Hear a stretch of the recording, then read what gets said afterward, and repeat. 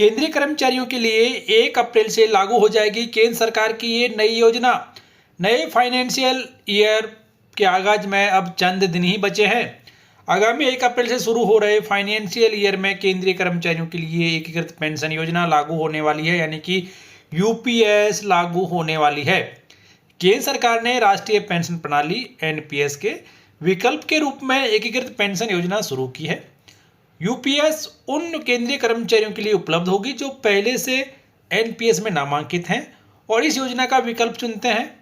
वित्त मंत्रालय ने अपने आदेश में कहा है कि एनपीएस के तहत पात्र केंद्रीय सरकारी कर्मचारियों के पास अब एनपीएस स्ट्रक्चर के भीतर एकीकृत पेंशन योजना में स्विच करने का विकल्प मौजूद रहेगा।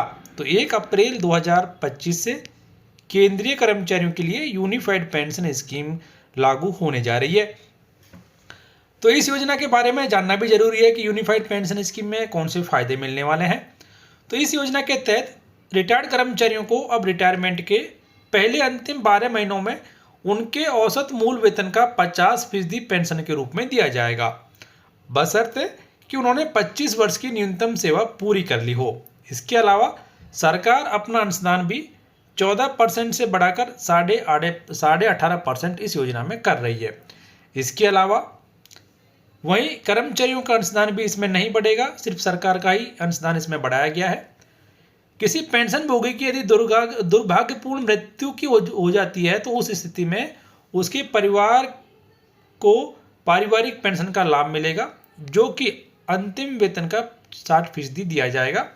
न्यूनतम 10 वर्ष की सेवा के बाद सेवानिवृत्ति पर पेंशन के रूप में 10,000 रुपये प्रति महीने कम से कम यहाँ पर दिए जाएंगे।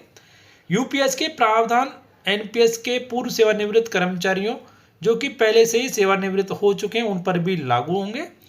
पिछली अवधि के बकाये का भुगतान पीपीएफ दरों पर ब्याज के साथ भी कर्मचारी के परिजनों को किया जाएगा।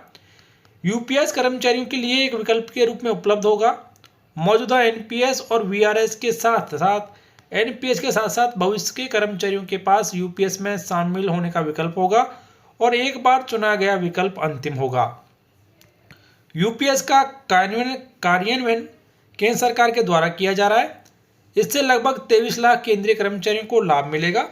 यदि राज्य सरकारें भी इसे अपनाती हैं तो इसे लगभग 90 लाख से अधिक सरकारी कर्मचारियों को लाभ मिल सकता है, जो कि वर्तमान में एनपीएस पर हैं। उन कर्मचारियों को यूपीएस का फायदा मिल सकता है। तो पूरे देश में 1 अप्रैल 2025 से यूनिफाइड पेंशन योजना लागू हो जाएगी। तो ये केंद्र सरकार की नई योजना है जो कि अप्रैल 2025 से देश में लागू होने जा रही है। यूपीएस में मिलने वाले जो भी फायदे हैं उनके बारे में आपको इस वीडियो में बताया गया। जानकारी आपके फायदे की रही तो वीडियो को आप लाइक कर सकते हैं, चैनल सब्सक्राइब कर सकते हैं, वीडियो को शेयर भी कर दीजिए आपके दोस्तों के साथ और आपके अन्य व्हाट्सएप ग्रुप में भी, जिससे आपके दोस्त भी इस फायदेमंद जानकारी के बारे में जान सकें। तो दोस्तों फिलहाल इस वीडियो में इतना ही।